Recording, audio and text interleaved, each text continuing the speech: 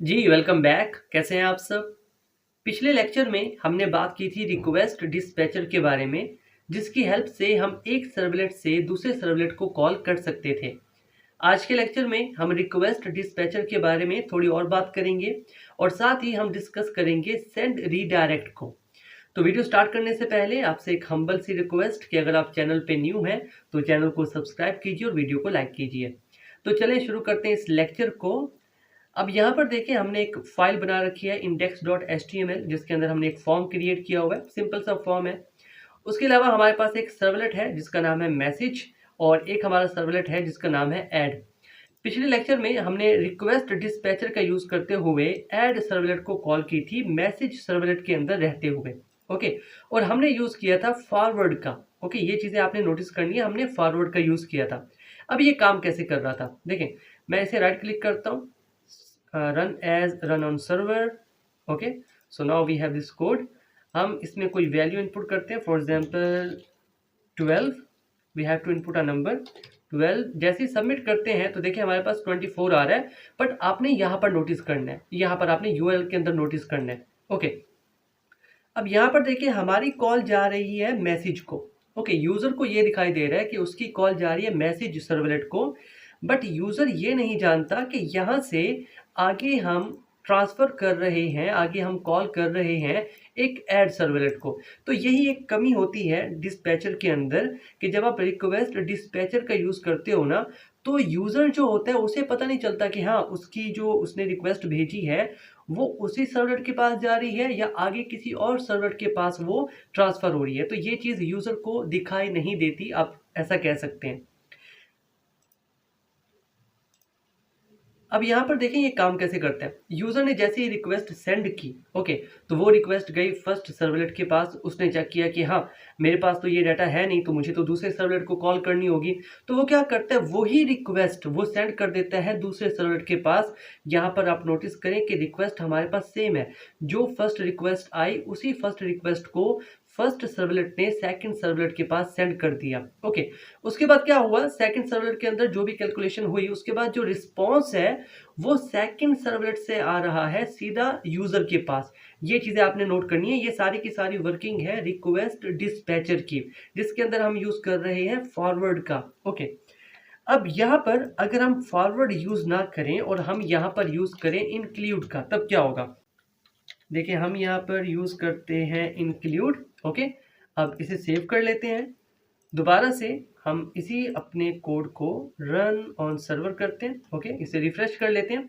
अगर अब हम वैल्यू इसमें सेंड करते हैं, ओके, जैसे ही सबमिट करते हैं, अब हमारे पास वर्किंग तो वैसी हो रही है। देखिए सीधा यहाँ पर लिखा हुआ है कि मैसेज सर्वर के पास आपकी कॉल जा रही है और साथ में ये दो वैल्यूज भी जा रही हैं। वैल्यूज हमें नजर आ रही हैं हमारे यूआरएल के अंदर, बिकॉज हम क्या यूज कर रहे हैं, हम यूज कर रहे हैं गेट मेथड का। अब यहाँ पर डिफरेंस क्या है फॉरवर्ड में और इंक्लूड में, वो मैं आपको समझाता हूँ। अब यहाँ पर देखें जब हम इंक्लूड का यूज करते हैं तो क्या होता है, यूजर से जैसी एक रिक्वेस्ट आती है फर्स्ट सर्वलेट के पास, तो फर्स्ट सर्वलेट उसे सेंड कर देता है किसी दूसरे सर्वलेट के पास। दूसरा सर्वलेट उस रिक्वेस्ट को प्रोसेस करता है और जो रिस्पॉन्स होता है उसे वापस फर्स्ट सर्वलेट के पास सेंड कर देता है और फिर फर्स्ट सर्वलेट उस रिस्पॉन्स को सेंड कर देता है यूजर के पास। फॉरवर्ड में ऐसा नहीं था। फॉरवर्ड में क्या हो रहा था, सेकंड सर्वलेट क्या करता था, रिक्वेस्ट को प्रोसेस करने के बाद डायरेक्ट रिस्पांस भेजता था यूजर के पास। लेकिन इंक्लूड में ऐसा नहीं हो रहा है। इंक्लूड में पहले रिस्पांस जा रहा है फर्स्ट सर्वलेट के पास और फिर फर्स्ट सर्वलेट उस रिस्पांस को भेज रहा है यूजर के पास। तो ये फर्क है एक फॉरवर्ड को यूज करने में और इंक्लूड को यूज करने में। तो इन चीजों का आपने ध्यान रखना है। ओके, चलिए अब हम बात करते हैं सेंड रीडायरेक्ट के बारे में। ओके, हमने कहा था कि अगर आप एक ही वेबसाइट पे हैं, ओके, तब आप यूज़ कर सकते हैं रिक्वेस्ट डिस्पैचर। लेकिन अगर आप थर्ड पार्टी को यूज़ करते हैं तो आपको यूज़ करना होता है एक सेंड रीडायरेक्ट मेथड। तो वो कैसे कर सकते हैं, देखिए सेंड रीडायरेक्ट में क्या होता है कि यूज़र को पता होता है कि उसकी जो रिक्वेस्ट है वो किसी दूसरे सर्वलेट के पास जा रही है। रिक्वेस्ट डिस्पैचर में ऐसा नहीं होता। ओके, अब ये हम कैसे करेंगे, देखें यहाँ पर हम रिक्वेस्ट का तो यूज़ कर ही नहीं सकते। ओके, तो इस पीस ऑफ कोड को मैं यहाँ से हटा देता हूँ। ठीक है, अब यहाँ पर हम क्या कर रहे हैं, रिक्वेस्ट की हेल्प से हम एट्रीब्यूट सेट कर रहे हैं। तो अब हम रिक्वेस्ट को यूज़ कर नहीं सकते, तो इसे हम रहने देते हैं। ओके, अब हमने क्या करना है, हमने पहले तो रिस्पॉन्स देना है यूज़र को। ओके, हमारे पास एक रिक्वेस्ट आई फर्स्ट सर्वलेट के पास, वो उसे रिस्पॉन्स भेजेगा। कैसे, मैं आपको ग्राफिकली दिखाता हूँ ये कैसे काम करता है। इसमें होगा क्या कि जैसे ही यूजर की तरफ से कोई रिक्वेस्ट आती है तो फर्स्ट सर्वलेट पहले तो उसे रिस्पॉन्स देगा कि मेरे पास आपका ये काम नहीं हो सकता, तो मैं आपको रीडायरेक्ट कर रहा हूँ किसी दूसरे सर्वलेट के पास। ओके, फिर क्या होगा आगे, उसको रिस्पॉन्स देने के बाद फर्स्ट सर्वलेट एक सेकंड रिक्वेस्ट भेज देगा दूसरे सर्वलेट को। फिर सेकंड रिक्वेस्ट जो होगी जैसे ही दूसरे सर्वलेट के पास पहुंचेगी वो उसे प्रोसेस करेगा और जो भी रिस्पॉन्स होगा वो यूजर को भेज देगा। अब यहाँ पर हमारे पास दो रिक्वेस्ट यूज हो रही है और दो रिस्पॉन्स है हमारे पास। क्लियर, ये चीज आपने याद रखनी है। ओके, ये हमारे पास रिक्वेस्ट डिस्पैचर में नहीं होता। रिक्वेस्ट डिस्पैचर में हमारे पास एक ही रिक्वेस्ट होती है, एक ही रिस्पॉन्स होता है। बट जब हम यूज करते हैं सेंड रीडायरेक्ट का तो हमारे पास रिक्वेस्ट भी दो होती हैं और रिस्पॉन्स भी दो होते हैं। अब ये काम कैसे करते हैं, देखिए उसके लिए ना हमने सबसे पहले तो रिस्पॉन्स देना है। तो यहाँ पर हमने जो रिस्पॉन्स का एक ऑब्जेक्ट बनाया हुआ है RES, तो मैं इसे यूज करूंगा। ओके, हम सिंपल यहाँ पर यूज करेंगे RES, this is the object of response जो कि हमने वहां पर बनाया हुआ है। और यहाँ पर हम यूज करेंगे सेंड रीडायरेक्ट। ओके, अब इसके अंदर हमने क्या करना है, हमने पाथ देना है। ओके, फॉर एग्जाम्पल मैं चाहता हूँ कि आपने जाना है ऐड सर्वलेट के पास, तो यहाँ पर मैं लिख दूंगा add. Okay, so this is the name of the second servlet जिसके पास हम यूजर को भेज रहे हैं। अब एक बार ना इस पीस ऑफ कोड को एग्जीक्यूट करते हैं, लेकिन उससे पहले ऐड सर्वलेट में जाके थोड़े चेंजेस करते हैं। अब यहाँ पर रिक्वेस्ट से तो हमारे पास कुछ आ नहीं रहा, हमारे पास रिक्वेस्ट तो आ ही नहीं रही, रिस्पॉन्स है जो कि यूजर के पास जा रहा है। तो एक काम करते हैं कि इस पीस ऑफ कोड को ना फिलहाल के लिए मैं यहाँ से हटा देता हूँ और यहाँ पर हम कंसोल में कुछ आउटपुट करके देखते हैं। ठीक है, हम देखना चाहते हैं for example system dot out dot print L N, हम इसको यूज करेंगे। ओके, प्रिंट एलन, और इसके अंदर फॉर एग्जाम्पल मैं देखना चाहता हूँ एक message, for example second servlet. Okay, ताकि हमें पता चले कि हाँ सेकंड सर्वलेट के अंदर से ये मैसेज आ रहा है। अब एक काम करते हैं, इसे भी सेव कर लेते हैं, ये जो हमने मैसेज सर्वलेट के अंदर कोड लिखा इसे भी सेव कर लेते हैं और एक बार ना अपने सर्वर को रीस्टार्ट कर लेते हैं। ठीक है, यहाँ से इसे रिस्टार्ट करते हैं। ओके ओके, रिस्टार्ट हो चुका है। अब इस फाइल को राइट क्लिक करते हैं, जाते हैं run as, run on server. Okay, तो हम यहाँ पर आ चुके हैं। अब यहाँ पर ना हमने क्या करना है, पहले तो मैं इनको हटा देता हूँ। यहाँ पर मैं वैल्यू सेंड करता हूँ, फॉर एग्जाम्पल 12 और जैसे सबमिट करते हैं तो यहाँ पर हमें कुछ शो नहीं हो रहा। बट आप यहाँ पर देखें URL के अंदर, यहाँ पर यूजर को मेंशन हो रहा है कि आपने रिक्वेस्ट भेजी थी मैसेज के पास, बट ये अब आपको रिस्पॉन्स आया कि आप मूव हो रहे हैं ऐड सर्वलेट के ऊपर। ओके, तो इट मीन्स ये काम तो कर रहा है। अब हम जाते हैं अपने कोड के सेक्शन में और ये है हमारा ऐड। ओके, अब यहाँ पर देखिए हमारे पास नीचे आ रहा है सेकंड सर्वलेट, ये हमारा वही आउटपुट है जो कि हमने system dot out dot print L N का यूज करते हुए देखा। इट मीन्स ये ठीक तरीके से काम कर रहा है। अब यहाँ पर नेक्स्ट पॉइंट ये है कि हमने ये तो कर दिया कि हमने भेज दिया यूजर को, बता भी दिया कि आप सेकंड सर्वलेट पे जंप हो रहे हैं। बट ये जो वैल्यू हम ले रहे हैं यूजर से, ये हम कैसे सेंड करेंगे सेकंड सर्वलेट के पास, क्योंकि रिक्वेस्ट ऑब्जेक्ट का तो हम यूज कर ही नहीं रहे इसके अंदर। तो इसके अंदर एक टेक्निक जो हम यूज करते हैं जिसे हम कहते हैं URL रीराइटिंग। कैसे, मैं आपको समझाता हूँ। मैं इस पीस ऑफ कोड को यहाँ से रिमूव कर देता हूँ और यहाँ पर ना हम एक वेरिएबल क्रिएट कर लेते हैं जिसे हम नाम दे देते हैं इंट नम का। ओके, इंट नम, और यहाँ पर हम रिक्वेस्ट ऑब्जेक्ट का ही यूज करेंगे। यहाँ पर भी देखिए हमारे पास रिक्वेस्ट ऑब्जेक्ट है। उसके बाद हम यहाँ पर यूज करेंगे डॉट गेट पैरामीटर मेथड का। ओके, गेट पैरामीटर, और यहाँ से हम पैरामीटर ले लेंगे। फॉर एग्जांपल यहाँ पर जो भी पैरामीटर आता है मैं कहता हूँ दिस इज द के, और मैं इसे यहाँ से गेट कर लेता हूँ। अब हो सकता है आप यहाँ पर सोच रहे हो कि हम वैल्यू तो कहीं से भेज ही नहीं रहे। अगर हम मैसेज के अंदर जाएं तो यहाँ से हम कोई वैल्यू सेंड ही नहीं कर रहे, ना तो हम सेंड कर रहे हैं यहाँ पर के की वैल्यू ना कुछ। तो ये कैसे हो रहा है, हो कैसे रहा है ये देखें। यहाँ पर मैंने लिखा गेट पैरामीटर, इट मीन्स हम क्या कर रहे हैं, हम पैरामीटर गेट कर रहे हैं। कहाँ से, इस URL के अंदर। मैंने थोड़ी देर पहले आपको बताया ये जो टेक्निक हम यूज़ कर रहे हैं सेंड रीडायरेक्ट के लिए, एक वैल्यू को सेंड करने के लिए, इसे हम कहते हैं URL रीराइटिंग। मतलब ये कि जो भी डाटा आएगा ना हम URL से गेट करेंगे। कैसे गेट करेंगे वो मैं आपको बताता हूँ।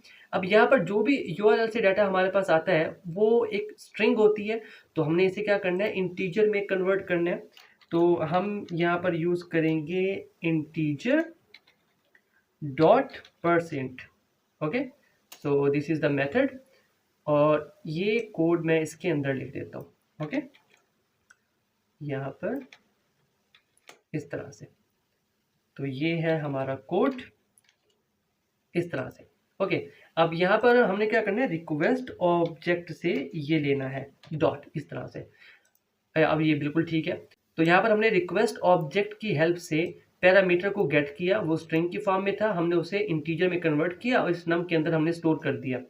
अब यहाँ पर हम क्या करना चाहते हैं, यहाँ पर हम वो जो नम हमारे पास आ रहा है, ओके, जिस भी फॉर्म में वो नम होगा, हमने उसके साथ कुछ कैलकुलेशन करनी है। फॉर एग्जांपल मैं एक नया वेरिएबल क्रिएट कर लेता हूँ, इसे मैं नाम दे देता हूँ फॉर एग्जांपल SQ। ओके, और यहाँ पर जो वैल्यू मेरे पास आ रही है पैरामीटर से विच इज़ के, मैं उसका स्क्वायर फाइंड कर लेता हूँ इस तरह से, और इसे टर्मिनेट कर देते हैं। और फिर हम प्रिंट राइटर का यूज़ करते हुए इसे यूज़र को भी शो कराएंगे। ओके, तो हम यहाँ पर यूज़ करते हैं प्रिंट राइटर, इसका एक ऑब्जेक्ट बना देते हैं इस तरह से, और इसके बाद रिस्पॉन्स ऑब्जेक्ट का यूज़ करते हुए हम मेथड यूज़ करेंगे गेट राइटर का। ओके, लाइक दिस, और इसे कर देंगे टर्मिनेट इस तरह से। अब हमने इस प्रिंट राइटर का ऑब्जेक्ट जो है OUT आउट, हम इसका यूज़ करेंगे और डॉट प्रिंट का यूज़ करेंगे। ओके, प्रिंट, और हम कोई मैसेज शो करा देंगे। फॉर एग्जांपल ये जो अभी हमारे पास स्क्वायर आया, मैं इसको शो कराना चाहता हूँ। ओके, सो हम यहाँ पर लिख देंगे स्क्वायर इक्वल्स टू, और यहाँ पर हमारे पास स्क्वायर है SQ वेरिएबल के अंदर, इसे हम यहाँ पर लिख देते हैं।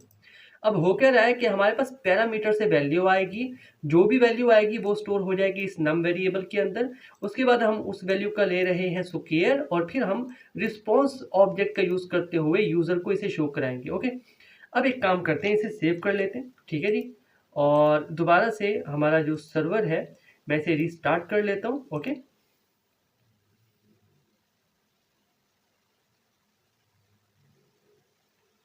ओके, सर्वर स्टार्ट हो चुका है, राइट क्लिक करते हैं, run as, run on server. Okay, अब यहाँ पर ना मैं कोई वैल्यू सेंड करता हूँ, फॉर एग्जांपल 12 जैसे ही सबमिट करते हैं, वी आर गेटिंग एरर, हमारे पास एरर शो हो रहा है। हमारे पास इशू ये आ रहा है कि हमने कहा कि हम गेट पैरामीटर करेंगे, हमारे पास पैरामीटर से वैल्यू आनी चाहिए। तो एक काम करते हैं, यहाँ पर ना हमारा जो यूआरएल है ना, इसे रीराइट करते हैं। यही टेक्निक है जो कि हम यूज़ कर रहे हैं। यहाँ पर सिंपल हमने क्या करना है, यहाँ पर ना मैं सबसे पहले तो क्वेश्चन मार्क का यूज़ करेंगे। ओके, उसके बाद के दिस इज़ द वेरिएबल, और इसे मैं एक वैल्यू दे देता हूँ फॉर एग्जांपल 5 इस तरह से। ओके, और जैसे ही एंटर करते हैं, now we are getting the answer, हमारे पास आंसर आ रहा है स्क्वायर 25। क्या हुआ, जैसे ही हमने यूआरएल के अंदर वैल्यू दी, उस वैल्यू को गेट कर लिया इस सेकंड सर्वलेट ने with the help of get parameter, और फिर कैलकुलेशन करके हमें आंसर शो कर दिया। लेकिन अब ऐसा तो नहीं होना चाहिए ना कि हम बार बार जाके इस यूआरएल के अंदर ही लिखते रहें वैल्यूज़ को।